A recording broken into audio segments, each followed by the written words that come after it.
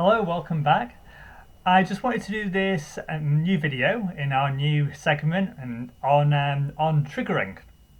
Now, I've just recently did a blog post on this week and also a podcast episode, so I really want to continue this theme on all the platforms and just to discuss this with you on YouTube today. So, triggering. So, I guess most people are probably familiar with this word, and I don't know if it maybe gets overused. Perhaps now it's become something of a coach recently called it a buzzword.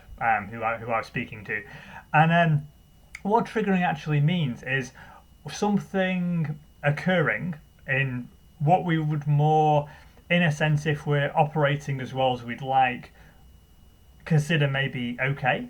Like something wouldn't have necessarily so much of an impact. Let's say someone kicking a can on the street. Okay, most people would just walk past it, wouldn't be a thing. But if we were, let's say, triggered by that, it will be because there's some content in that, let's say in this case, the sudden sound, that's taking us back to something. Let's say it was witnessing a bomb. Okay, and that would be the person is triggered. Okay, so this one event in the present triggers us back to something else, and there's an emotional occurrence happens which isn't congruent to the present. We're triggered back to something else. So it's an important word, and it comes up a lot in counselling and therapy, and it has quite a big relationship with the word trauma. Okay, so often there's an event, like in this case, let's say the bomb. That's the original trauma event. So something happens in the present, and that triggers us back to that. And then it's this sense in a trauma. The thing it brings us back to is this more, how can we say, a more overwhelming experience where at the time our body and our overall way of being and operating in the world just wasn't equipped to deal with this. It was too sudden. It was too out of the blue, and by consequence, it was like that impact and what it did to us emotionally becomes almost frozen somehow inside. We can say it's maybe, we could use it to, it's like a trauma incident, a traumatic incident. So this thing is, becomes entrenched, like frozen in our emotions, and it's just there. And then later on, when something happens that kind of reminds us of that, we say in some sense it's like we're always kind of driven to healing. If we know it a lot, this thing stays with us, but then something pops up almost like a reminder.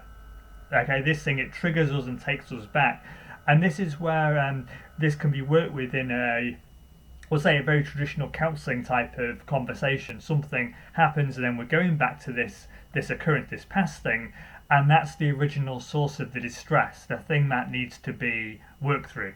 So often when I see clients who are feeling very triggered, it usually goes hand in hand with a level of trauma. Maybe it's a past relationship that's been very traumatic, something maybe got even quite abusive, or some type of traumatic event.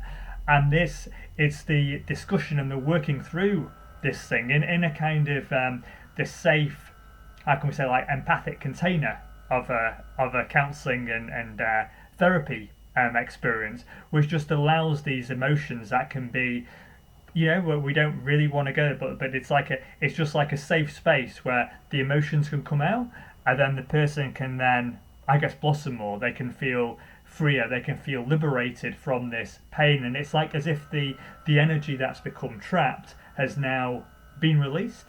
And then following that, I guess we would call it like a step 1 and 2. The step 2 would be looking at then how we're creating a new future, like maybe just steps in the way of different actions that are then creating a new physiological experience, a new whole way of being. So this just ultimately becomes a memory, like the trauma just becomes a memory, and then the idea is then that the triggering, the things that, if I use the bomb analogy, like the kicking of the Coke can, that just that just deteriorates, that just becomes less and less, and it's just that we just have this story that we once had this trauma, so to speak. So in my work, because a pillar of my work has been helping people who have had relationships where they've been experiencing, well, either a level of distress in the present or a past relationship. So often this will come up, people being triggered even by maybe a new partner who's actually really really nice, but just naturally, because it's being in a relationship, there's things occurring which are triggering and bringing the person back to the original trauma. So here, it's very much a case of, that old philosophy that we discuss in counseling of looking after yourself first. And you can it's important to recognize, because we don't want to obviously get over triggered by whatever's going on in our surroundings. So there can be a level whereas keeping ourselves safe from certain triggers is obviously is obviously paramount to our well-being and working through, but also like an acknowledgement of that the what's happening in the present isn't this past thing. So a kind of it's like twofold: working through and acknowledging our healing needed from the past trauma, while also recognizing that the thing in the present isn't that, and then what's the new future we're going to be creating where the triggering becomes again a thing of the past.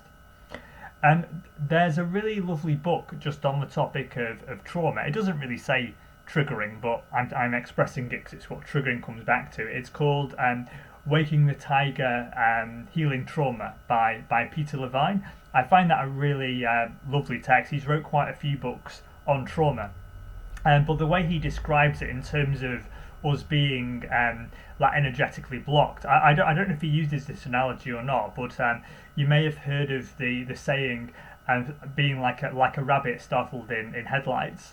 And here we could say that's kind of like a trauma response, like the rabbit freezing because they're not expecting the car headlights. But obviously inside there must be so much going on in terms of the body and the physiological experience. So we could say that's the trauma incident, but it's all kept inside, and then that's the original thing you can get triggered back to. So like triggering and trauma, you may have heard a term which could well be mixed with all this, will be the term post-traumatic stress disorder. And this is when our level of trauma gets to a more, if we use the term like a severe kind of state, when there's really a high level trauma really trapped in, and that's when the triggering is so strong it can start to come up in the way of nightmares, night terrors, sweats, and this is when it becomes really quite all encompassing, like it becomes harder to actually get on with our day-to-day life. And I'd like to say too, if a triggering and a trauma is around that stage for you, it's not so uncommon. Okay, I don't want in any sense minimize it, but it became very popularized and known following people coming back who had actually been in wars. But now it's known that post-traumatic stress does impact a significant number of people during their lifetimes.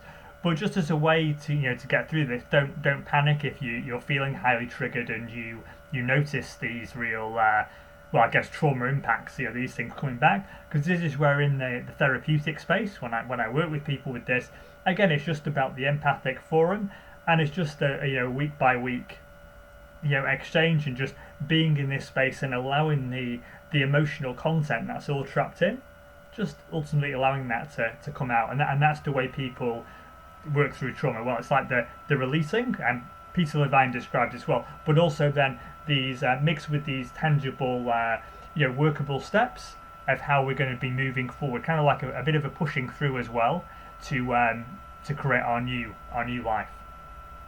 Okay, so I just wanted to say a little on triggering there. Feel free to comment. I hope you've got something out of this. It's not the nicest topic, but I think when we're aware of triggering and particularly what it is, and just to validate that it's more normal than you might think. People would commonly have some level of triggering about something, and then to recognize how it is linked with trauma, and also possible links in relationships. It comes up a lot, and also I guess a topic of narcissism, when people become victims of people with narcissistic traits.